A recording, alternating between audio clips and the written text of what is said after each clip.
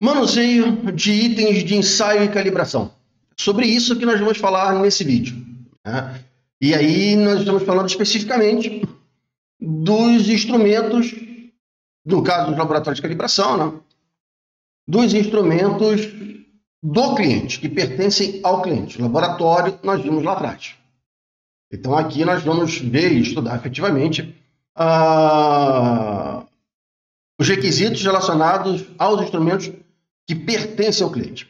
Então, nesse caso, o laboratório ele deve ter um procedimento. Veja, nesse caso, o 17025 pede que o laboratório tenha um procedimento para transporte, recebimento, manuseio, proteção, armazenamento, retenção e retorno dos itens de calibração. Tá? No caso de ensaio, é descarte. Tá? Então, ou seja, o laboratório ele precisa contemplar todas as etapas, desde quando o instrumento sai do cliente até o seu retorno. Tá?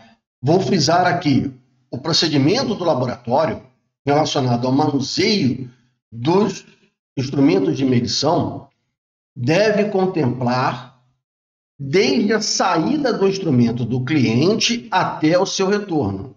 Tá?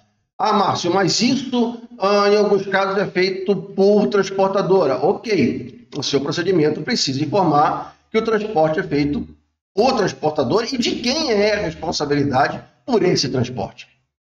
Porque uma coisa é o laboratório, uma coisa é a chegada do instrumento ao laboratório, o retorno do instrumento à empresa, né, ao seu dono, ser feito por uma transportadora, e outra é de quem é a responsabilidade sobre esse transporte. Tá? Em alguns casos, a responsabilidade não é só da transportadora, é também do laboratório. Tá? Então, isso precisa ser definido em procedimento. Tá? Quem vai responder por essa responsabilidade? Quem será o responsável por determinar a transportadora, por comprar o serviço da transportadora? Tá? E lembrando que se o laboratório, olha só, né, e aí começa, né, quer dizer, na verdade a 17025 é inteira intricada, né? Ela é toda correlacionada. Mas quando nós falamos aqui em comprar serviço de uma transportadora, se o laboratório for responsável, né, pela contratação da transportadora, nós temos que ir lá no requisito relacionado à seleção de fornecedores, que são serviços externos, tá? E que o transporte mal feito, mal executado, né, pode sim comprometer os resultados da calibração. Então, é importante com que haja esse entendimento, tá? Então, no momento da implantação, de quem é a responsabilidade pelo transporte? Obviamente, se o próprio laboratório executa esse transporte, faz esse transporte, ele precisa ter os meios adequados para transportar os instrumentos de medição. O instrumento não pode ir lá solto, enfim, né? Então, ele precisa ter todos os cuidados e, como eu disse, isso tudo precisa ser efetivamente estar contido em um procedimento, ok?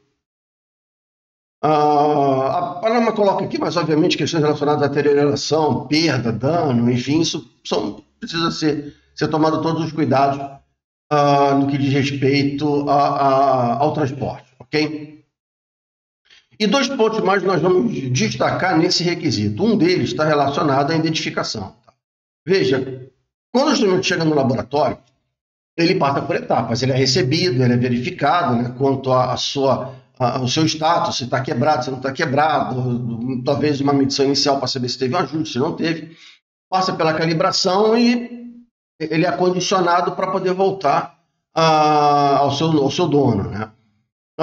Isso tudo precisa ter uma identificação, ou seja, precisa haver um processo, tá, onde esse instrumento, ou esse conjunto de instrumentos que chega do cliente, ele seja efetivamente identificado. Seja ele por uma ordem de serviço, seja ele por qualquer outro meio, mas precisa ter uma identificação de que qual instrumento, qual o número de série, qual a identificação do instrumento está relacionado, ou seja, em qual etapa ele está, onde ele está e principalmente a quem pertence. Tá?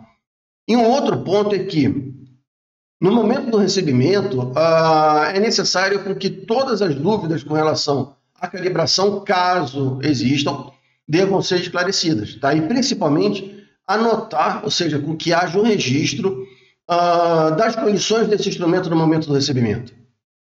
Isso é importantíssimo, até para que não haja aquele, o vidro está quebrado, o vidro não está quebrado, o ponteiro está funcionando, não está funcionando, ele está ligando, não está ligando, ele queimou aqui, ele não queimou. Tá? Então, veja, é fundamental com que haja um recebimento desse instrumento. E aí vem um outro ponto interessante. Tá? Nós temos, como nós já falamos, 3 formas de solicitar uma acreditação, que é nas dependências do cliente, nas dependências do laboratório e unidades móveis. O fato de você realizar uma calibração nas dependências do cliente não quer dizer que não haja um recebimento do instrumento. Você tem sim um recebimento, você tem ali uma balança. Aquele instrumento foi disponibilizado a você para que você possa fazer a calibração dessa balança, tá? Ali você tem um recebimento. Então, durante aquele período, mesmo você, laboratório, estando dentro das dependências do cliente, tá? Naquele momento, aquela balança está sob sua responsabilidade. Então, você precisa fazer um recebimento, você tomar os cuidados necessários para que não haja nada que interfira no teu processo de calibração, tá? E nada que haja necessário, não é só atividades, tá? Mas, inclusive, pressões do próprio processo. Tá?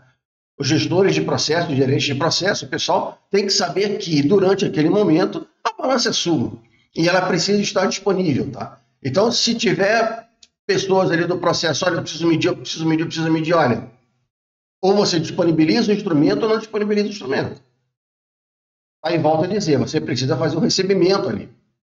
Quais são as condições da balança? Tá? E não é só com relação à limpeza, se está ligando, se não está ligando.